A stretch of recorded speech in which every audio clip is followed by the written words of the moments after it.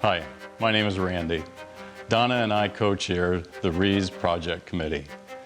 We would like to take this opportunity to recap its history and update you on the progress that's been made already on your theater.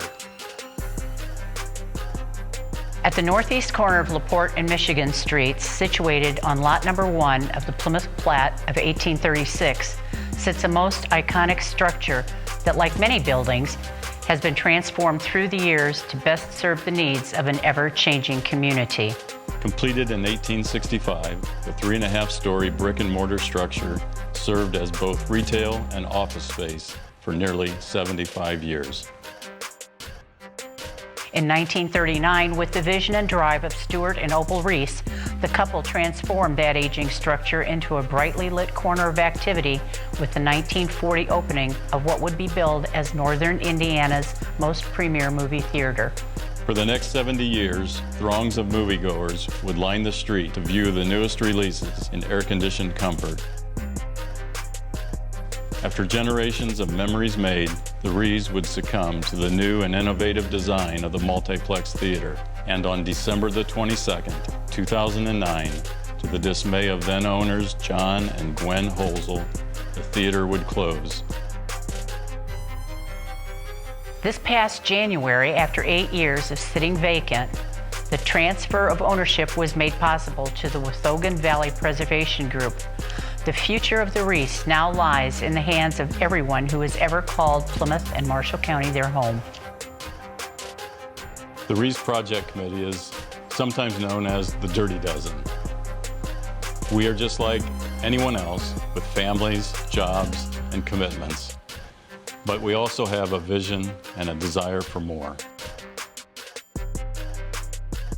Our mission is to provide a catalyst for the promotion of artistic, educational, and cultural events in the region, as well as offer a venue to celebrate life and community milestones. As many of you know, we are in the process of completing our first phase of work on the west facade. And during the course of that work, we've discovered several things that are urgent needs in terms of fixing the building so that we have a safe and secure environment. During the memory tour in April, many of you saw the difficulties that lay ahead of us, but nobody left with disappointment, only excitement. First two things I'd like to talk about are the restoration of a roof access building, or as we call it, the roof access shanty, that is in poor condition and needs to be completely rebuilt before we can do the roof work. Secondly, we have on the south wall of the building some fairly extreme deterioration in the brick masonry. It's bulging out over the public sidewalk, and that really needs to be fixed, and the parapet rebuilt on the building before we can do the roof. And the last thing that came to our attention the last week of June is a small portion of the ceiling actually collapsed into the auditorium. We've had that evaluated by a structural engineer, and we feel like that plaster ceiling needs to come down in total and be removed from the building so that we don't have a hazard for contractors or patrons going forward. Then the roof itself, which will involve removing the old asphalt layers on the roof that have accumulated over the last 75 years, installing new insulation, and then a new roof membrane.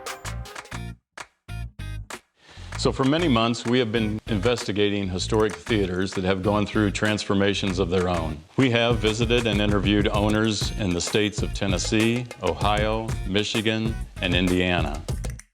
We have joined the League of Historic American Theaters and attended a conference in Fort Wayne. We have conducted interviews with all of the performing arts groups in the area to determine their own individual needs.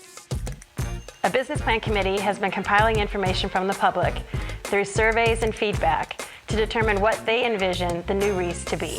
Interviews are currently being conducted with food service and catering organizations to determine their need and help in designing the spaces within the confines of our current building. Expenses are being shared by other operators of similar venues to help us determine a budget, staffing needs, and other sources of sustainable income.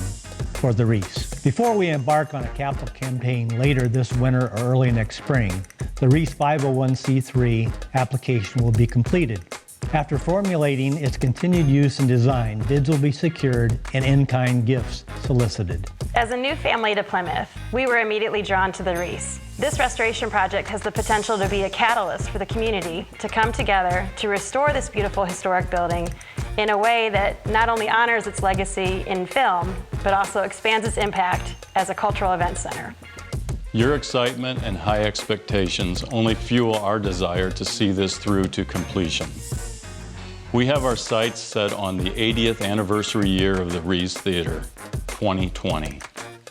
But first, we need your help with these critical and immediate needs that total just over $120,000. Here's Kyle to share how you can help by making the initial contribution. We have set a large goal, but are confident that with your generosity, we can all be one step closer to making new memories at the Rees. There are a few different ways in which you can donate. You can simply drop off a check at the Marshall County Museum or go to gofundme.com/Rees Theater and simply click on the donate button. We'll also include this link on our Facebook page, so if you aren't friends with us, please go on Facebook and like the page so that you can receive updates as we go through this process. And on behalf of everyone on the Rees Committee, we thank you for your generosity, and please share with your friends. What do you say we step inside?